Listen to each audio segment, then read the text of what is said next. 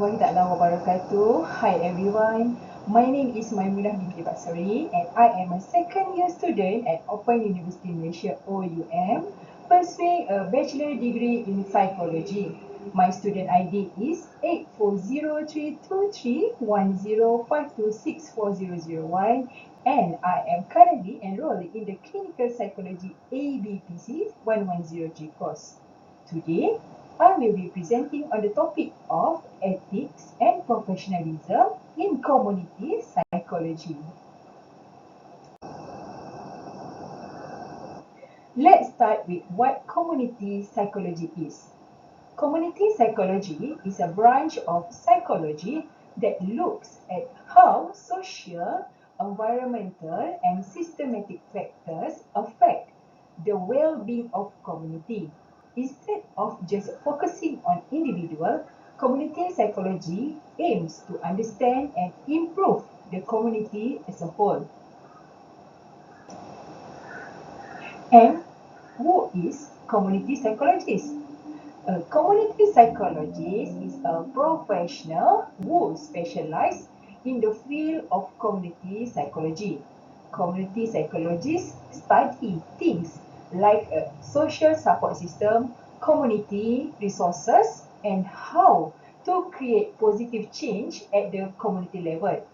Community psychologists also collaborate with community members, organizations, and stakeholders to develop and implement programs and interventions that address community level problems.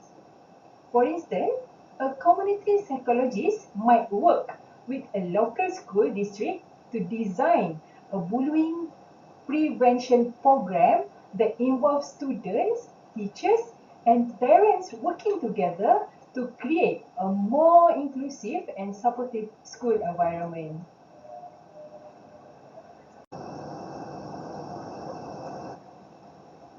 Alright, let's talk about the main goals of community psychology. These are the things that community psychologists are trying to achieve in their works. The first goal is to empower people. Community psychologists want to help people in the community, especially those who have been overlooked or treated unfairly, to find their voice and make positive changes. The second goal is social justice. This means making sure everyone in the community has access to the help and resources they need. So community psychologists work to remove the barriers that prevent people from getting the support they deserve. Another important goal is diversity. Community psychologists understand that every community is made up of all different kinds of people.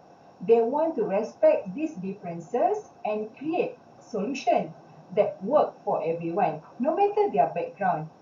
Improving well-being is also a key goal. This is not just about mental health, but also physical health and feeling connected to others. Community psychologists want to help people in a community life happier, healthier life. The last goal is citizen participation. Community psychologists believe that when people in the community get involved and have a say, they can come up with better solutions together. So, in a summary, the main goals are empowering people, social justice, diversity, well-being, and citizen participation. All these goals guide the work of community psychologists as they try to make positive changes in the communities they serve. Ethical principles in community psychology. Ethics are crucial in community psychology. Here are three keys ethical principles. Respect for person. This means acknowledging the dignity and autonomy of individual. For example, when working with a community, psychologists must respect their choices and opinions. Number two is beneficence. So this principle is about promoting the well-being of individuals and communities. Community psychologists should always aim to enhance the quality of life for those they serve. The last one is justice. This involves advocating for fairness and ensuring that everyone has access to resources. For instance, community psychologists might work to address disparities in healthcare access between urban and rural areas. What it means to be a professional in the field of community psychology. Being a professional in this field is really important. It's not just about having the right skill and knowledge, but also about how you act and the choices you make. First, they have to follow ethical guidelines and principles in everything they do. So this means always trying to do what's right for the community, even when it's tough. Second, they need to keep learning and staying up to date. The field of community psychology is always changing. So, professionals have made sure they know the latest research and best practice. And the third one is they have to work well with the people in the community. They cannot just come in and tell everyone what to do. Instead, they have to listen, collaborate, and work together to create solutions that really work. So, in summary, being a professional community psychologist is about having strong ethics, continuous learning, and great teamwork. Community psychologist also being a leader who puts the need of the community first. That's what it takes to make a real difference. Now, let's talk about personal and professional value in community psychology. These values are really important because they shape how community psychologists do their work. First up is empathy, meaning understanding and caring about what other people are going through. Community psychologists need to listen to the experience and feeling of others so they can respond in a way that truly helps. Next is integrity. This is all about being honest and trustworthy. Community psychologists must stick to ethical principles and do what they say they will do. People need to know they can rely on them. Then we have social responsibility. This value is about recognizing how our actions affect society. Community psychologists strive to make a positive impact and contribute to the well-being of the community. They understand that their work can help create a better world for everyone.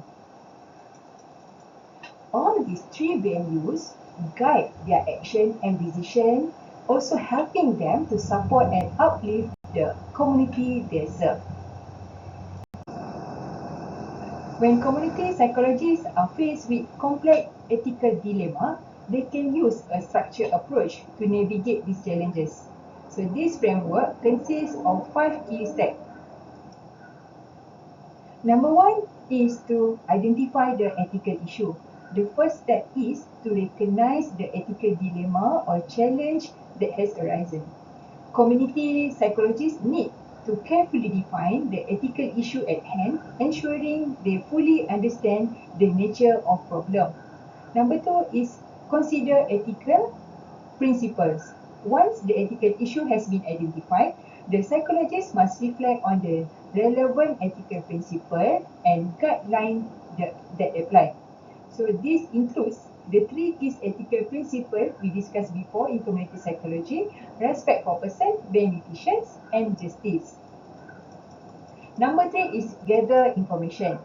And next is evaluate options. So with the ethical principle and community information in mind, the psychologist must carefully evaluate the potential causes of action. So they should assess the likely outcome and impact of each option, considering how they align with the ethical principle. And finally, the community psychologist must make a decision and be prepared to justify it ethically. So they should choose the option that uphold the ethical principle and serve the interests of the community. Challenges in ethics and professionalism. Community psychologists often face challenges including navigating cultural differences and power dynamics. As a community psychologist, we need to understand different cultures. We work with people from all kinds of background and belief. The way people in one community think about things like mental health or social issue can be very different from how people in another community see them. For example, in some rural nation communities, people might believe that mental health problems are caused by spirits or curse. They might not trust modern medicine and prefer traditional healing methods instead. As psychologists, we need to be really careful to understand and respect this cultural difference. We cannot just come in and tell people to do things our way. We have to find way to work with their belief and practice. When dealing with power imbalance, in many communities, there are some people or groups who have more power and influence than others. This can create unfair situation where certain people don't get some opportunities or access to resources. In conclusion, ethics and professionalism are vital in community psychology. They guide psychologists in making decisions that benefit individuals and communities. Community psychologists have a responsibility to be ethical leaders and advocates for social change. By prioritizing ethical decision making and continuous professional development, they can contribute to the well-being of the communities they serve and help create a more just and equitable society. Thank you for your time. Together, we will keep driving community psychology towards greatness. Assalamualaikum warahmatullahi wabarakatuh.